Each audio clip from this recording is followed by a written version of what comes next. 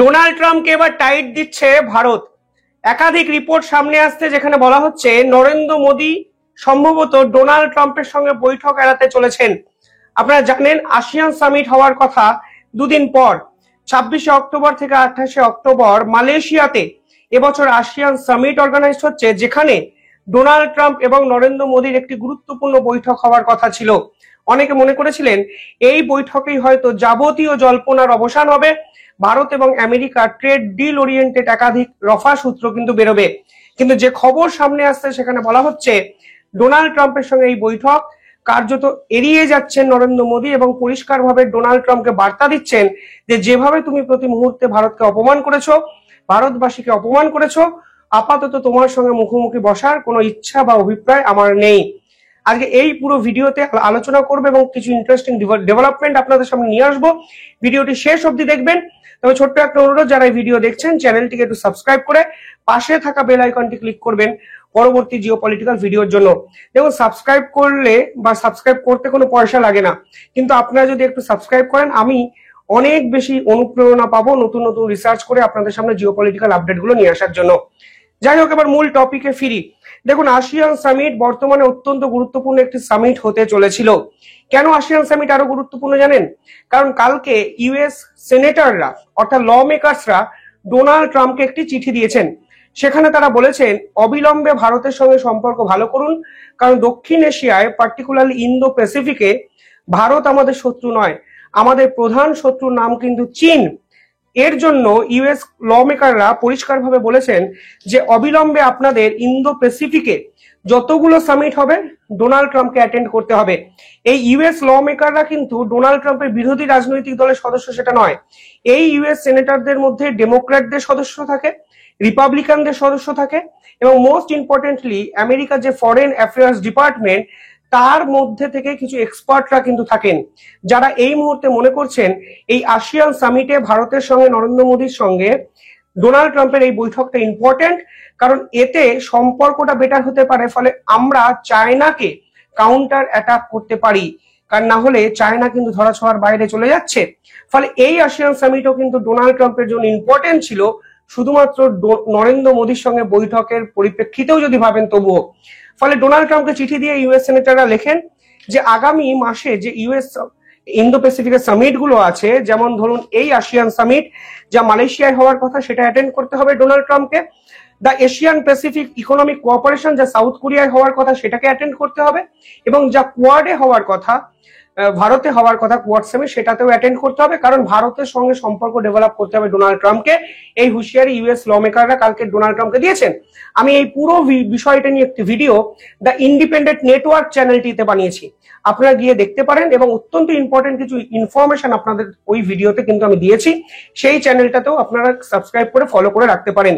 যাই হোক, কালকে এই চিঠির পর আসিয়ান সামিটের ভ্যালুটা কিন্তু বেড়ে যায়। মনে করা হচ্ছিল ডোনাল্ড ট্রাম্পের সঙ্গে নরেন্দ্র মোদীর একটি বৈঠক হবে এবং সেই বৈঠকের পর আমেরিকার সাথে ভারতের সম্পর্কটা বেটারমেন্টের জায়গায় যাবে। কিন্তু যে খবর আজকে সকালে সামনে এসছে সেখানে বলা হচ্ছে 47তম এশিয়ান সামিটে নরেন্দ্র মোদী হয়তো ফিজিক্যালি পার্টিসিপেট করবেন না। ভারতের পক্ষ থেকে ভারতের বিদেশমন্ত্রী ডক্টর জয়শঙ্কর সেই সামিটে পার্টিসিপেট করবেন। 1992 সাল থেকে আসিয়ানের কিন্তু সদস্য ভারত। বর্তমানে 10টি দেশ আসিয়ানে কিন্তু সদস্যভুক্ত দেশ। অত্যন্ত গুরুত্বপূর্ণ পজিশনে ভারতও কিন্তু এই মুহূর্তে আছে। কালকে মালয়েশিয়ার প্রধানমন্ত্রী তিনি নিজে বলে ফেলেন যে নরেন্দ্র মোদী মালয়েশিয়ায় আসছেন না, তার কিছু ডোমেস্টিক কমিটমেন্ট আছে, কিছু রিলিজিয়াস একটা প্রোগ্রাম আছে, দিওয়ালি চলছে, দীপাবলি চলছে আমাদের দেশে আপনারা জানেন। ফলে সেই ওরিয়েন্টেড বিষয়ে নরেন্দ্র মোদী ব্যস্ত থাকবেন বলে মালয়েশিয়াতে আসতে পারছেন না।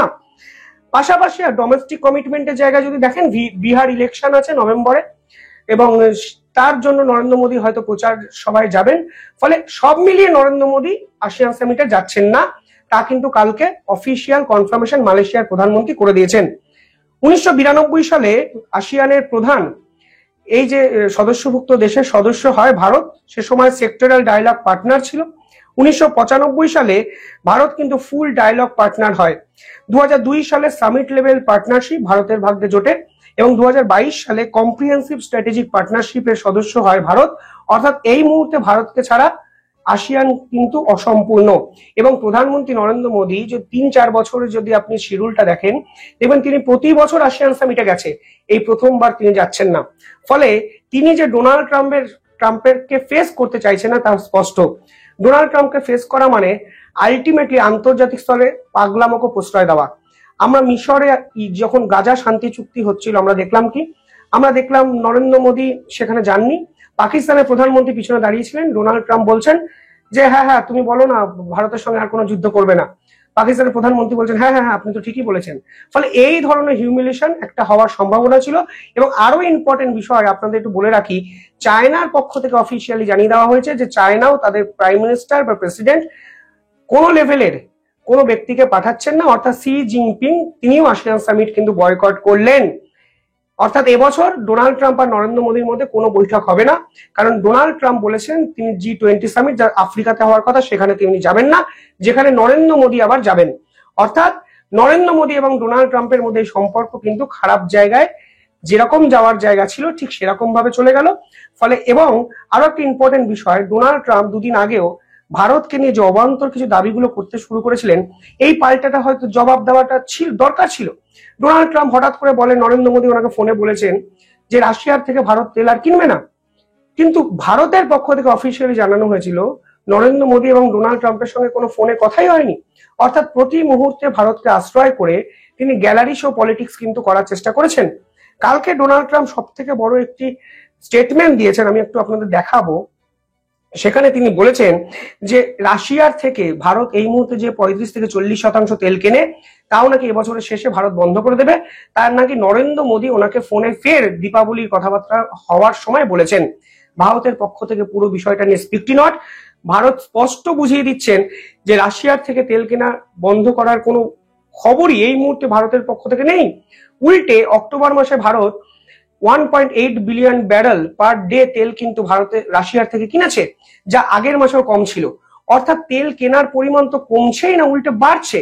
কিন্তু এই মিটিং যদি হতো, সেই মিটিং এ কিন্তু দুই দেশের বাইলেটারাল ট্রেড এগ্রিমেন্টস নিয়ে কথা হতে পারতো, রাশিয়ার থেকে তেল কেনা বেচা এই পুরো বিষয়টার একটা মীমাংসা হতে পারতো, এবং মোস্ট ইম্পর্টেন্টলি ইন্দো প্যাসিফিকের যে সিকিউরিটি পারপাসের যে কথাবার্তা, ডিফেন্স স্ট্র্যাটেজি, সেইটা নিয়েও কিন্তু ডোনাল্ড ট্রাম্প এবং নরেন্দ্র মোদীর মধ্যে কথা হতে পারতো। কিন্তু ভারতের পক্ষ থেকে পরিষ্কার বুঝিয়ে দেওয়া হলো ডোনাল্ড ট্রাম্পের সঙ্গে কোনো অবস্থাতে এই মুহূর্তে মিটিং নরেন্দ্র মোদী করবেন না, কারণ ডোনাল্ড ট্রাম্প প্রতি মুহূর্তে ভারতকে নিয়ে বিভিন্ন যে দাবি করেছেন সবকটাই অবান্তর, মিথ্যে কথা এবং ভারতবাসীকে ছোট করার চেষ্টা করেছেন। আর সব থেকে বড় প্রশ্ন, ডোনাল্ড ট্রাম্প কিছুদিন আগে হুঁশিয়ারি দিয়ে বলেছিলেন তিনি নরেন্দ্র মোদীর পলিটিক্যাল কেরিয়ার শেষ করতে পারেন। যিনি পলিটিক্যাল কেরিয়ার শেষ করতে পারেন বলে হুঁশিয়ারি দেন, তার সঙ্গে এত সহজে বৈঠক কেন, এই প্রশ্ন তো উঠতে পারে। ফলে যে চাল ভারত আজকে চেলেছে তা অত্যন্ত মাস্টার স্ট্রোক বলা চলে, অত্যন্ত বুদ্ধিমত্তার সঙ্গে ভারত এটা চেলেছে বলে মনে হয়। এবং কোনো অবস্থাতেই ডোনাল্ড ট্রাম্পের মতো পাগলকে ফেস করার প্রয়োজন এই মুহূর্তে আমেরিকার পক্ষ থেকে দেখানো হলেও, তোড়জোড় দেখানো হলেও ভারতের পক্ষ থেকে কিন্তু দেখানো হবে না, তা স্পষ্ট। পাশাপাশি দেখুন, কালকে একটি খবর সামনে এসেছিল যেখানে বলা হয়েছিল আমেরিকা এবার ট্যারিফ কমিয়ে 15-18% করে দিতে পারে, কারণ তারা ভারতের উপর আর ক্ষুব্ধ নয়, ভারত তেল কেনা কমিয়ে দিতে পারে। এবার দেখুন, যা করার বা যা বলার সবটাই আমেরিকাই বলে যাচ্ছে। আমেরিকাই প্রথমে বললো ভারত রাশিয়ার থেকে তেল কেনে ব্রাহ্মণদের সুবিধা দেওয়ার জন্য, এই আমেরিকাই বললো ভারতের ইকোনমি ডেড ইকোনমি, এই আমেরিকাই বললো ভারতকে সরি বলতে হবে আমেরিকার কাছে। এই আমেরিকাই এক এক সময় এক এক রকম মত পোষণ করলো আন্তর্জাতিক বাজারকে গরম করার জন্য। আজকে সেই আমেরিকাই মনে করছে চায়নাকে থামানোর জন্য ভারতকে প্রয়োজন। ফলে ট্যারিফ 15-18% করা হতে পারে এবং ভারত নাকি রাশিয়ার থেকে তেল কেনা কম করে দেবে আমেরিকার কথায়। ফলে যা করার, যা বলার, যা বোঝার, যা বোঝানোর সবটাই আমেরিকা ডোনাল্ড ট্রাম্প করে যাচ্ছেন। আলটিমেটলি দিনের শেষে তিনি যে কত বড় ঢাহা ফেল করে যাচ্ছেন প্রতিটি পদক্ষেপে তা আন্তর্জাতিক স্তর বুঝতে পারছে। এবং আজকে ভারতও ডোনাল্ড ট্রাম্পকে চোখে চোখ রেখে বুঝিয়ে দিল যে তোমার সঙ্গে বৈঠকের কোনো প্রয়োজনীয়তাই নেই। তুমি বৈঠকে এক কথা বলবে, আন্তর্জাতিক স্তরের সামনে এক কথা বলবে, সাংবাদিকদের সামনে এক কথা বলবে, এই পাগলামো ভারত অন্তত ডিজার্ভ করে না এই মুহূর্তে দাঁড়িয়ে। যাই হোক, আপনারা কিভাবে দেখছেন এই সিদ্ধান্ত কমেন্টে জানাবেন। দেখতে থাকুন দ্য ইন্ডিপেন্ডেন্ট বেঙ্গল। ধন্যবাদ।